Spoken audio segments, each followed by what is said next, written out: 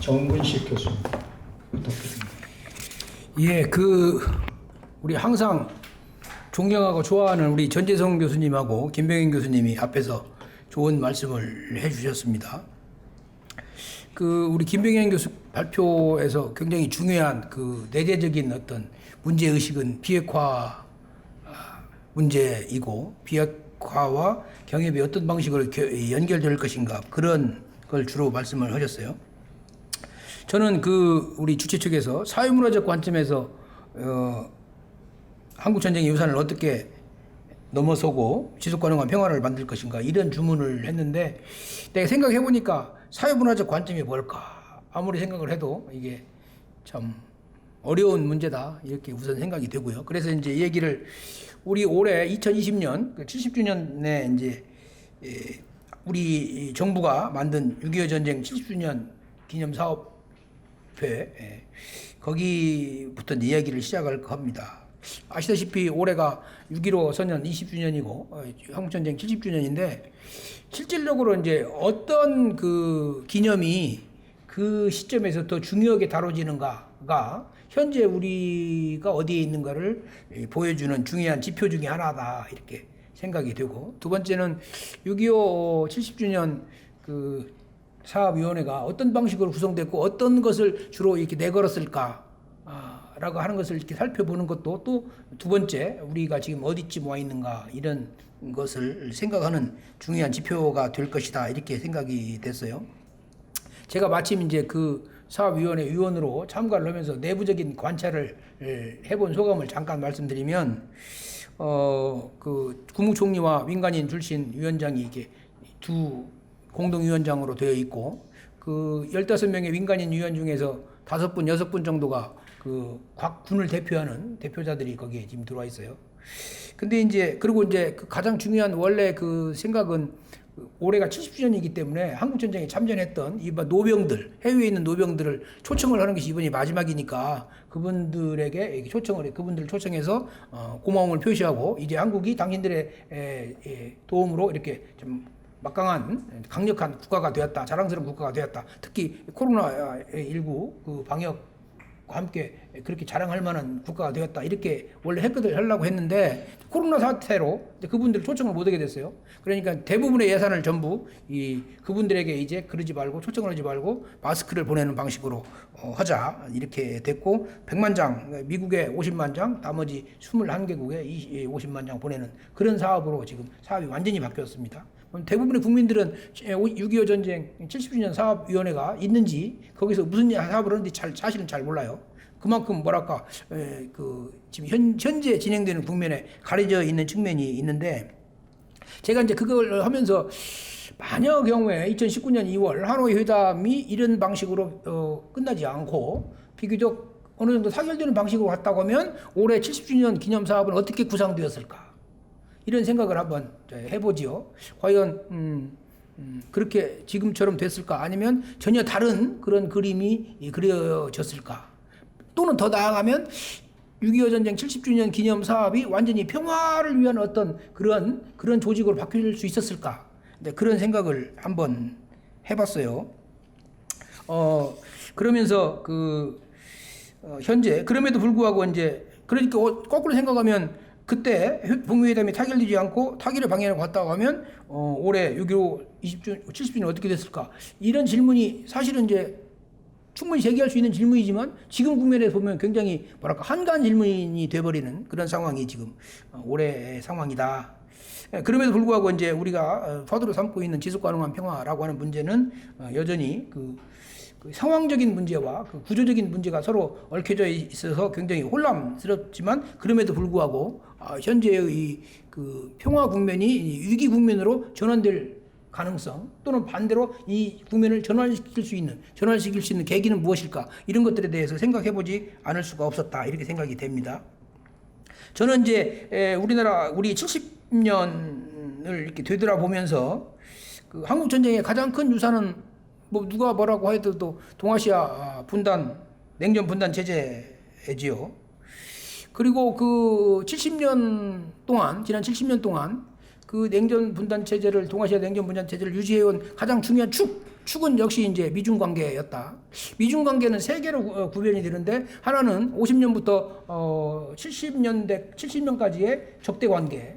그다음에 70년대의 이 화해 국면을 거쳐서 79년부터 2008년, 2010년 정도까지 지속되는 협력 관계. 그리고 2008년 또는 2012년 이 시기부터 확실하게 눈에 보이고 있는 그 미중 경쟁기 또는 뭐 심지어 신냉전기까지 포함되는라고 표현되기도 하는 그런 그 세 개의 국면을 거쳐왔고 그 세 개의 국면이 남북 관계나 한반도 평화 문제에 굉장히 깊숙하게 영향을 미치는 그런 변수였다 이렇게 생각이 되고요.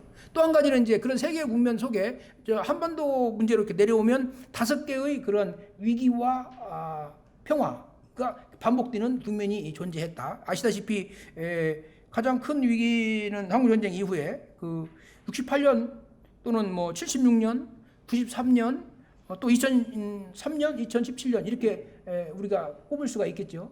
그 언저리에 그 앞에나 뒤에 반드시 이제 그 평화 국면이 전개가 됐습니다. 예를 들어서 71년, 72년 또는 78년, 79년 또는 91년, 92년 그리고 2000년 그리고 2018년, 19년 이렇게 크게 보면 지난 70년의 한국 현대사는 그런 5개의 그 국면을 이렇게 교대로 오면서 약간씩 그 질이 변화하는 그런 상황이지 않았을까 이런 생각이 들었어요. 그런 과정에서 이제 가장 제가 이제 주목했던 가장 어떻게 보면 좋았던 국제적인 조건이 좋았던 것은 79년 상황이었고 79년 상황에서 쉽게 특히 카터 대통령이 남북미 회담 또는 남북 교차 승인까지 이렇게 얘기를 하는 상황인데 이제 국내적인 요인 때문에 그 전혀 실현될 수 없는 그런 상황이죠. 이제는 이제 반대가 돼가지고 예를 들어서 남북은 관계를 진전시키고 싶은데 외부적인 요인이 이제 그걸 갖다 이렇게 얽어매는 옥매는 그런 상황으로 구조가 바뀌었다. 제가 이제 70년대 그 상황을 생각해 보면 당시 이제 제3세계론이 막 우리나라의 그 인기를 끌었을 때 대부분의 이 학생들이나 이런 사람들은 우리나라가 제3세계라고 생각했어요. 근데 밖에서 보면 제1세계 가장 선두에 서 있는 제1세계였죠. 그만큼 어떻게 보면 우리의 주관적인 그런 인식과 객관적인 그런 그 정황이 굉장히 많이 달랐던 시기였는데 이제 그런 크게 보면 동아시아 냉전 분단 제재의 근본적인 변화 중에 하나가 92년도 비대칭적 탈냉전이라고 부르는 거죠. 예를 들면 한국은 중국과 수교를 했는데 북한은 미국과 수교 못하는 그런 상황. 그리고 또 한 가지는 세계적인 탈냉전에도 불구하고 여전히 한반도나 중국은 분단이 유지되는 상황, 즉 냉전과 분단이 같은 게 아니라고 하는 것이 증명되는 그런 국면이 1990년부터 92년까지의 시기였다. 이 시기를 자세히 분석해 보면 한미 동맹의 가장 중요한 축을 이루는 4가지 요소가 있어요. 첫째는 미군의 한국 주둔, 두 번째는 전시 작전권, 세 번째는 한미 연합 군사 훈련, 네 번째는 한국의 이 무기 도입. 이 4가지 요소가 한미 동맹이 가장 중요한 건데 반드시 그런 평화 국면, 위기 국면에서 그런 4개의 요소 중에 어떤 것들이 변화한다. 특히 미군이 실수한다거나 한미 연합 훈련이 중지된다거나 이런 것들이 평화를 만들어내는 전제 조건으로 작용했던 것이 객관적인 사실이다. 이렇게 관찰이 되고 또 이것은 92년도는 단지 그 남북 관계, 한중 관계뿐만 아니라 그 뭡니까 중국과 대만 관계, 구이 공식이라고 하는 것이 92년도에 만들어지잖아요.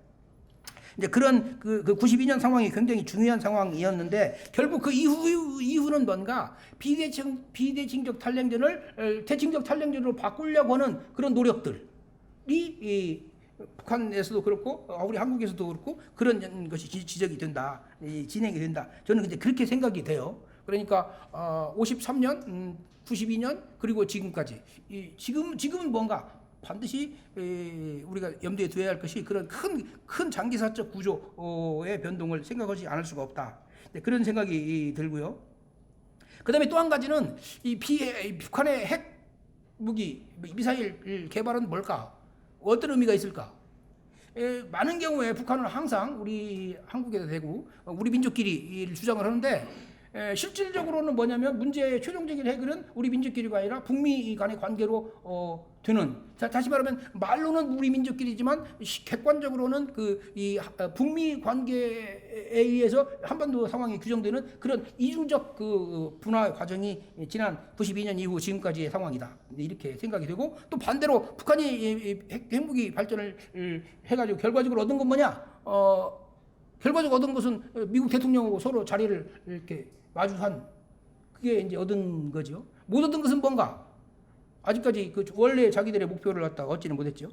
전체적으로 보면 아시다시피 2016년, 17년 이 시기에 이 우리나라의 그 이 촛불혁명이 진행될 때 가장 중요한 또 하나의 문제가 뭐냐면 그 태극기 부대 출현이잖아요. 2005년도 무렵부터 뭡니까 일베 이른바 사이버 뉴라이트가 등장하고, 그 사람들이 이제 그 사람과는 좀 다르지만 같은 맥락에서 2016년도에 태극기 부대가 등장하고, 태극기 부대는 명백하게 성조기와 함께 이 한미 동맹을 기본 축으로 하는 그런 거다. 그러니까 생각해 보면 한국 전쟁에 남긴 유산은 굉장히 오래 갔다. 왜 그런가? 한국 전쟁은 기본적으로 한국 사람들한테 어떤 걸 남겼느냐? 한편으로 보면 은혜 의식을 남겼고, 한편으로 보면 원수라고 하는 생각을 남겼죠. 그걸 갖다 국가적으로 이렇게 한국에서는 이 은혜론으로 조직화가 됐고, 북한에서는 그걸 갖다가 소위 말하는 철천지 원수 이런 담론으로 이렇게 묶어놨잖아요. 근데 이제 생각을 해보면 92년도에 그 탈냉전은 한국 사회에서 그러한 이렇게 국가적으로 묶어진 그런 것들이 이렇게 분화되는, 다시 말하면 평화운동의 출현이랄까? 이런 것들이 굉장히 중요한 그 요소로 작동했던 거 아닐까, 이렇게 생각이 합니다. 아시다시피 2017년 12월 달에 문 대통령이 처음으로 한미연합훈련을 중지할 의사가 있다. 미국과 상의한다. 그것이 이제 뭐냐면 평창올림픽을 평화올림픽으로 개최하는 그 전제 조건이고, 동시에 북한이 평창올림픽에 참가시키는 그 전제 조건이다라고 하는 생각을 했어요. 정확하게 12월 달에 그 제안이 문 대통령의 제안인지 아니면 미국 측이 어느 정도 그 주도권을 갖고 있었는지는 잘 모르지만, 하여튼 분명한 것은 뭐냐면 그 한미연합훈련의 중지라고 하는 것이 이 평화국면을 여는 최초의 출발이었던 것은 사실인 것 같고, 아시다시피 그 이후에 이제 평창올림픽, 그 다음에 4.27, 그 다음에 또 우리 북미회담, 그 다음에 2차 남북회담, 또 2차 북미회담 이렇게 쭉 진행됐어요. 그러면서 결과적으로 지금 어떤 문제가 있는가? 제가 이제 지난번에 그 5월 우리 18일 날 광주 전남도청 앞에서 문 대통령이 연설을 할 때 너무 좋은 말씀을 많이 했는데, 문제는 뭐냐면 좋은 말씀보다 저한테는 더 중요한 게 왜 이게 대통령 입술이 이렇게 하얗게 터버렸을까? 어떤 것이 지금 대통령을 괴롭히고 있을까? 그렇게 생각을 했고, 그 최종적인 아마도 이런 상황인 것 같다. 문 대통령이 그 후보 시절에 운명이라는 책을 썼죠. 그 다음에 두 번째는 우리 전재성 교수가 너무너무 용감한 개념으로 불완전 주권 국가라고 하는 말을, 저는 이제 옛날에 그 오키나와 연구할 때 이 잠재 주권이라고 하는 말을 늘 생각을 했는데, 사실 말하면 근대 국민국가가 갖고 있는 이 주권의 완전성, 단일성, 그리고 뭐 그런 것들이 실제 현실에서는 별로 작동하지 않는다. 특히 한미 동맹이라는 이런 동맹 체제, 패권화의 동맹 체제에서는 이 완전한 주권이라고 하는 것은 신화에 불과하다. 이런 생각을 했고, 특히 남북 관계에서 이 잠재 주권의 문제가 굉장히 중요한 문제인데 충분히 연구가 되지 않았다. 근데 이제 그 잠재 주권의 굉장히 중요한 하나의 측면 중에 하나가 현실적으로 불완전 주권이다라고 하는 것이 정재성 교수가 고민을 많이 해서 썼지만 사실은 굉장히 용감한 개념이에요. 억압받는 사람들이 나 지금 억압받고 있다라고 하는 거 말을 하는 것은 굉장히 큰 용기 아니면 안 되는 거예요. 근데 다시 말하면 한국 사람들이 스스로 우리의 현실을 정확하게 지적하고 있는 용어가 만들어진다거나 개념이 만들어진다거나 그런 담론이 전개된다라고 하는 것을 거꾸로 말하면 우리의 자신감이 그만큼 커졌다. 또는 우리의 힘이 좀 그만큼 그걸 말할 수 있을 정도로 커졌다. 그런 것을 의미를 하는데, 동시에 문재인 대통령은 뭐냐면 아시다시피 8년, 7년, 9년간의 그 보수 정부 하에서 다시 소생한 민주정부, 그리고 민주정부가 되면 될수록 국민들의 민주주의에 대한 요구뿐만 아니라 완전 주권에 대한 요구가 더 커지는 거예요. 그래서 그 힘으로 평화 국면을 만들어 갔는데, 이 올라갈수록 우리의 천장이 계속 이 머리에 부딪히는 거죠. 그래서 아직까지 피는 안 나지만 그래도 계속 부딪히고 있고, 이게 뭔가 생각을 해보니까 아마도 불완전 주권이라고 하는 그런 개념에 봉착하고 있었고, 자기가 대통령 출마할 때 말했던 운명이라고 하는 것을 다시 한번 느끼고 있는 건 아닐까. 저는 이제 지금 국면이 그런 국면이라고 저는 생각이 돼서 자꾸자꾸 이 불완전 주권, 민주주의, 그리고 운명, 이 세 가지 단어가 계속적으로 맞물려 있고, 우리 현재 우리 사회는 그것에 공명하는 그룹과 거기에 공명하지 않는 그룹으로 나눠져 있고, 그것이 현시화, 비주얼라이즈 되어 있다. 이게 제 현재 국면에 대한 그 진단입니다. 제가 생각하기에는 평화를 얘기하려면 별 수 없이 지금 우리가 22년 동안 어떻게 보면 투자했던 그런 한미 회담, 그다음에 북미 회담, 그 결과로서 최종적으로 우리가 지금 우리를 다시 재인식하게 됐고, 여기에서 새로운 평화 또는 소위 말하는 평화 운동이라고 하는 측면이 불가피하게 나올 수밖에 없다, 이렇게 저는 생각이 됩니다. 세 가지 우리 국가부 선생이 얘기했던 세 가지 딜레마, 세 가지 과제의 충돌, 아까 우리 김병현 선생님이 말씀하신 대로 비핵화의 문제, 그다음에 이제 그다음에 이제 한미 동맹의 문제, 그리고 미래의 평화 체제, 이 세 가지 과제를 동시에 달성할 수 없고, 그 세 가지 이 요소 중에서 두 가지의 조합들이 다른 요소들을 갖다가 희생시킬 수밖에 없는 그런 구조. 이게 이제 우리의 고민인데, 그럴 때 우리가 어디를 뚫고 나가야 하는가? 미래를 포기할 수는 없고, 그렇죠? 그 다음에 이 비핵화라고 하는 것도 쉽게 포기할 수 없는 문제이지만, 더 큰 문제는 역시 한미 동맹 문제를 좀 더 진지하게 생각하고 문제를 거기서부터 풀어가야 하는 거 아닌가, 그런 생각을 했어요. 제가 외교부 고위 당국자들하고 왜 한국이 주도적으로 한미 연합 훈련 문제를 중지하지 못하는가, 전시작전권 전환을 위한 준비 때문에 불가피하게 훈련을 해야 합니다. 그래서 그 말은 틀린 말은 아니지만 제가 보기에는 너무 좀 나이브한 답이지 않은가, 저는 그렇게 얘기를 했고, 저는 여러 차례 여러 가지 이 신문 칼럼에서 지금 우리에게 필요한 것은 용기다, 용기. 운명은 용기와 연결되는 측면이 강하다라고 하는 느낌을 계속 갖는데, 특히 우리 천혜성 차관 계시지만 대통령과 통일부 장관은 용기가 제1 덕목인 시대가 2020년의 상황이다, 저는 그렇게 판단하고 있습니다. 마치겠습니다.